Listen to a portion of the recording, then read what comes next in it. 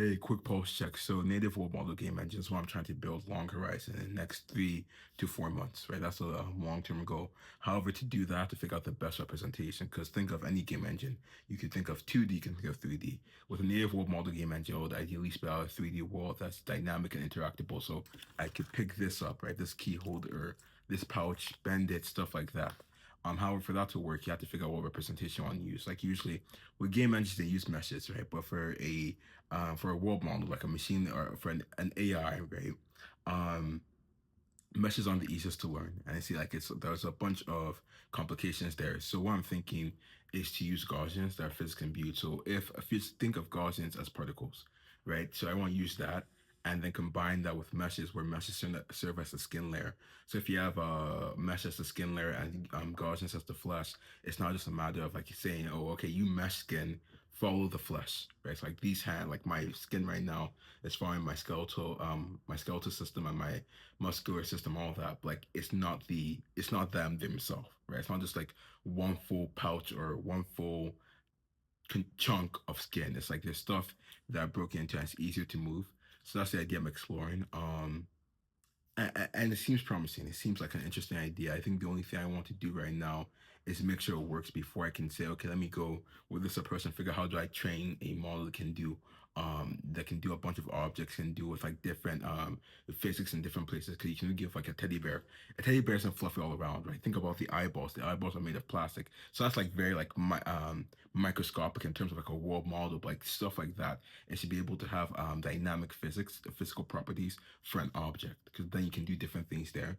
Um, and it isn't working right now. Like I switched to different approaches to visualize the idea, but ultimately the idea will just essentially be like a spring mass approach where it's like it follows. You kind of have it's in the name. It's like you follow the mesh will follow the mesh will follow the Gaussian. So I can't think of like a spring up applied to like attach to some mass. That's basically the idea right now. But right now it's like the way I'm doing it will be very computationally heavy. So it's not working right now. So I have to do a couple of changes here and there. Um but I don't know, it's interesting. It's interesting. There's some other projects I also have to attend to, but like this is the one that's really getting me to think because I've been avoiding it like for the past couple of days because I've been busy with other stuff. But I think now that I'm getting back into the weeds of it, like a lot more ideas are coming into my head, and especially going back to the whole thing of career goals with being able to work on world models long term. Um, with being able to work on world models long term, I had to get into more research conferences. And I didn't get into GRAM, right? GRAM was the ICLR conference. It was a workshop at the ICLR conference. So what I'm trying to do is now is try and pivot to CVPR, which is another conference coming up, which is a computer vision, which ties into world models. So there's a workshop coming up, workshop deadline that's coming up in like a couple of days, I think too. And if I can submit a good representation idea, like hey, instead of using just meshes or just Gaussians, why not use mesh plus Gaussians, right? That could be a paper in itself. Um, I just want to get the idea to work. It's not something very complex. It's just something I have to show that shows some promise over other results. I also have to double check because I haven't seen anything of the sorts when it comes to using the two together.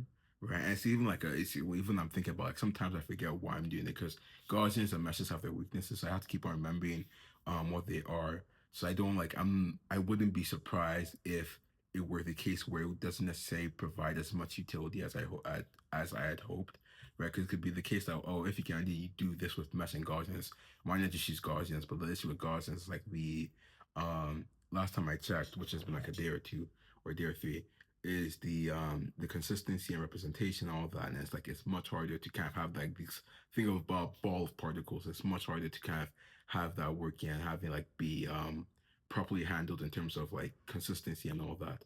Which is why a lot of the Gaussian splats I've seen are much more static. Maybe I assume that's why. Um, with meshes it's much harder because with meshes you can't really apply the same flexibility you have with Gaussians, right? So that's why the whole idea is to combine them.